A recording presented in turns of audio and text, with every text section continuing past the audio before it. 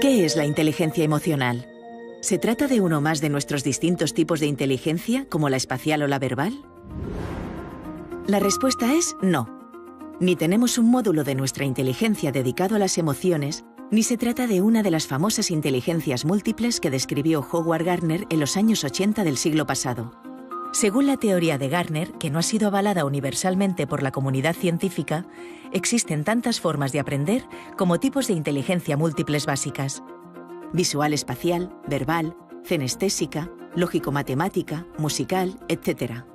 En cambio, hablar de inteligencia emocional implica hablar del funcionamiento de todo nuestro cerebro, con el aval de los enormes avances de la neurociencia de las últimas décadas.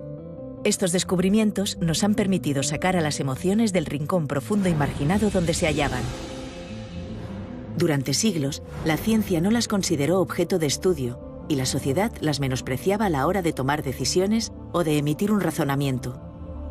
Ahora sabemos que la emoción interfiere con la razón y la razón modifica la emoción. No se pueden separar. Otro descubrimiento capital para poder hablar de inteligencia y de educación emocional es la plasticidad del cerebro. Las experiencias, los pensamientos, los sentimientos, todo está continuamente modificando las conexiones entre las neuronas. Desde el nacimiento hasta la vejez, podemos aprender y desaprender. Incluso nuestras emociones son moldeables. Por lo tanto, la inteligencia emocional no es más que la asunción de que nuestra inteligencia es emocional y de que podemos educarla con las prácticas adecuadas.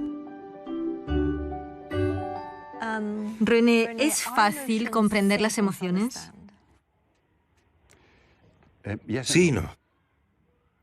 Hasta cierto punto son fáciles de entender porque sabemos cuando una persona o nosotros mismos disfrutamos o estamos nerviosos o tristes o celosos o lo que sea. Por otra parte, también son siempre complejas porque casi siempre tenemos emociones mezcladas, varias emociones a la vez, varias. Pero algunas las expresamos más fácilmente hacia otros que hacia nosotros mismos. Por ejemplo, la mayoría de la gente no tiene demasiados problemas para decir «estoy muy enfadado contigo». Pero podría ser, si lo analizas un poco más, que no se trate solo de enfado, sino de la ansiedad que surge en muchas relaciones. Una chica y un chico discuten. Ella se enfada. Y si le preguntas «¿Cómo te sientes?», contesta «estoy muy enfadada contigo», pero al mismo tiempo es posible que esté muy preocupada. Porque la relación no va bien. Sí, exacto. O por si él la deja o lo que sea. Así que es muy importante, si estás en una situación concreta con emociones que realmente te agobian, aclarar qué emociones intervienen. Por eso es importante aprender a comprenderlas, a ponerles nombre. ¿Cómo podemos hacerlo? Por ejemplo, me cuentas que eres muy infeliz. Infeliz. Sí, pero ¿qué narices significa infeliz? Y lo que hago es decirte, dime, Elsa, ¿qué quieres decir con infeliz? ¿Estás triste? ¿Estás avergonzada? ¿Te sientes culpable? ¿Celosa? ¿Cuál de ellas? Y entonces tienes que pensarlo. Y es probable que en un determinado momento digas, «Sabes, estoy muy avergonzada. Ahora puedo hablar contigo y tú conmigo, porque puedo preguntarte, ¿quieres contarme de qué te avergüenzas?». Y cuando te hago esas preguntas y tú las verbalizas, de repente las ves claramente. Y en cuanto las ves claramente, puedes adoptar una postura al respecto. ¿Cuándo podemos empezar a enseñar a los niños acerca de sus emociones? Yo diría que empieces alrededor de los 2 o 3 años y sigas hasta que terminen el instituto. Alrededor de los 17 o 18 años, basándote en las distintas etapas de desarrollo. Con 3 años, un niño o una niña se acerca a otro y coge un juguete. Si estás cerca, como adulto, y el juguete no es del niño que lo cogió, sino del otro, uno de los papeles que tienes como padre es parar a tu hijo y decirle, «Espera un minuto, míralo. ¿Qué estás haciendo? Está llorando. ¿Y por qué llora? ¿Qué tienes en la mano?» «Es su juguete». ¿Podría estar llorando porque cogiste su juguete sin pedírselo?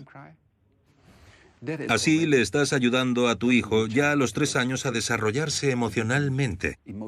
Y a ser consciente. Sí, a desarrollarse y ser consciente.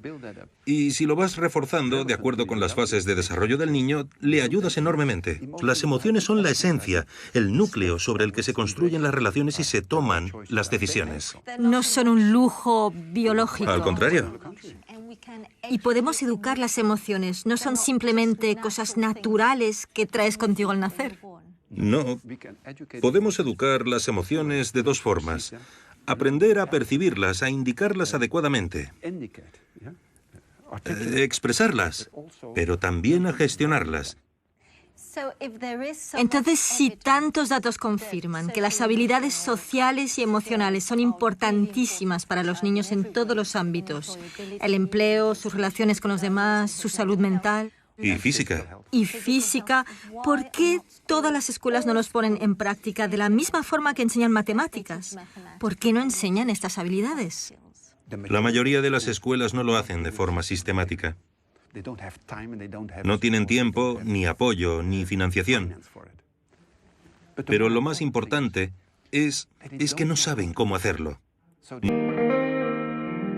Los beneficios de los programas de aprendizaje social y emocional en las escuelas para fomentar el desarrollo de niños y jóvenes han sido demostrados en 7 ámbitos relevantes. Desarrollo de habilidades sociales. Reducción de comportamientos antisociales.